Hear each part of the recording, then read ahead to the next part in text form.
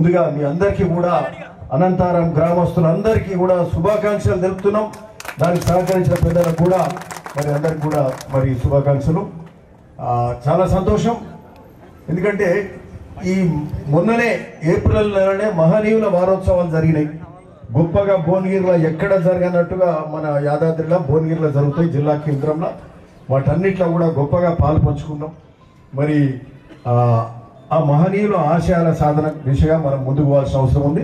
మీ అందరికీ తెలుసు, ఈరోజు జై బాపు, జై భీమ్, జై సంవిధాన్ కార్యక్రమం కూడా గొప్పగా జరుగుతుంది. అంటే మనం రాజ్యాంగం అట్లే బాబాసాహెబ్ అంబేద్కర్ గారిని తెలుసుకుంటూ ఈ మధ్య కాలంలో మీరు చూస్తున్నారు, అంబేద్కర్ నే పార్లమెంటులో అవమానించే విధంగా మాట్లాడిన పార్టీ మీ అందరికి తెలుసు. ఈరోజు భారతీయ జనతా పార్టీ చేస్తే అంటే ఇది రాజకీయ వేదిక కాదు, కానీ అంటే అవమానపరిచినప్పుడు ఏ పార్టీనైనా ఎవరినైనా కూడా మరి మనము ఎవరు కూడా ఓర్చుకోరని సందర్భంగా చెప్తూ మరి బాబాసాహెబ్ అంబేద్కర్ ని మరి అవమానపరిచే విధంగా ఆయన పేరు కాదు తలుచుకుంది, దేవుని పేరు తలుచుకుంటే మీకు పుణ్యమైన దక్కదు. అంటే అది కాదు మనం చెప్పేది, అంబేద్కర్ రచించిన రాజ్యాంగం వల్లనే ఈ దేశం సన్మార్గంలో పోతుంది, ఒక సమాన స్థాయిలో ఎదిగే కార్యక్రమంగా ఈ దేశ ప్రజలందరూ పోతున్నారు. మనందరికీ రిజర్వేషన్ ఫలాలందరి ఉద్యోగాలు కానీ, చదువులలో కానీ, మనకు సంబంధించిన భూ సంస్కరణలు కానీ, బ్యాంక్స్ నేషనలైజేషన్ కానీ, ఈ రోజు ఈ రాష్ట్ర ప్రభుత్వం చేస్తున్న అనేక సంక్షేమ కార్యక్రమాలు కూడా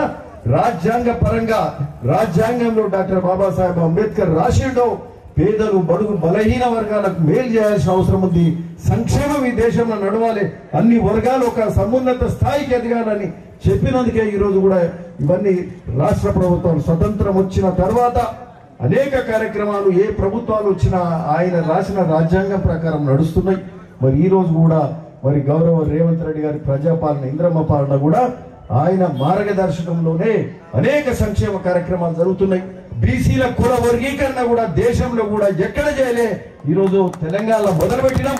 దేశానికి దిక్సూచిగా ఈరోజు బీసీ మరి కులగణన కూడా అయింది.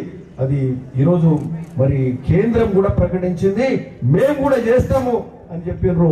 మనను మోడల్ గా తీసుకున్నారు, తెలంగాణను రోల్ మోడల్ గా తీసుకొని మరి బీసీ కులగణన చేసే కార్యక్రమం అవుతుంది. ఎస్సీ వర్గీకరణ కూడా ఏళ్ల నుంచి ఏదైతే ఎస్సీ వర్గీకరణ ఇబ్బంది ఉండే అది కూడా ఈ రోజు దాని మీద కూడా వర్గీకరణ ఎవరు చేసిందంటే తెలంగాణ రాష్ట్రమే చేసింది. రేవంత్ రెడ్డి గారు, మన కేబినెట్ మంత్రులు, కాంగ్రెస్ ప్రభుత్వమే చేసింది, తప్ప ఇంకోటి చేయలే.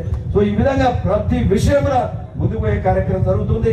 మరి పేద, బడుగు, బలహీన వర్గాల ఉచిత కరెంట్ కానీ, మరి అట్లనే మిగతా రైతు భరోసా కానీ ఇతరత్ర కార్యక్రమాలు అన్ని కూడా జరిగే కార్యక్రమం జరుగుతుంది. ఇంద్రమ్మ ఇండ్లు మొదలైనవి, మరి అట్లనే రేషన్ కార్డులు కూడా మొదలైనవి. ఇవన్నీ కూడా ఏ ప్రభుత్వాలు చేసిన సంక్షేమ కార్యక్రమాలు ఇవన్నీ జరుగుతున్నాయంటే గత మరి మన ప్రభుత్వాలు కూడా చేసినట్టే రాజ్యాంగంలో మరి అంబేద్కర్ గారు పొందుపరిచిన విధి విధానాల వల్ల ఇవన్నీ కూడా జరుగుతున్నాయి. కాబట్టి ఆ మహనీయుల అట్లనే జగ్జీవన్ రామ్ గారు కూడా మరి ఆనాటి డిప్యూటీ ప్రధానమంత్రి, మరి మొదట ఉన్నత స్థాయిలోకి ఎదిగిన ఆనాడే మరి ఉప ప్రధానమంత్రి స్థాయికి ఎదిగి ఆయన కూడా అనేక కార్యాచరణలో ఈ దేశానికి చేసిండ్రు.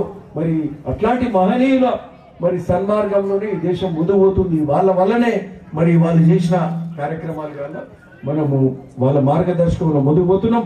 మనమంతా కూడా మరి వారి ఆలోచనలు, వారి ఆశయాలను తీసుకొని ముందుకు పోవాల్సిన అవసరం ఉంది.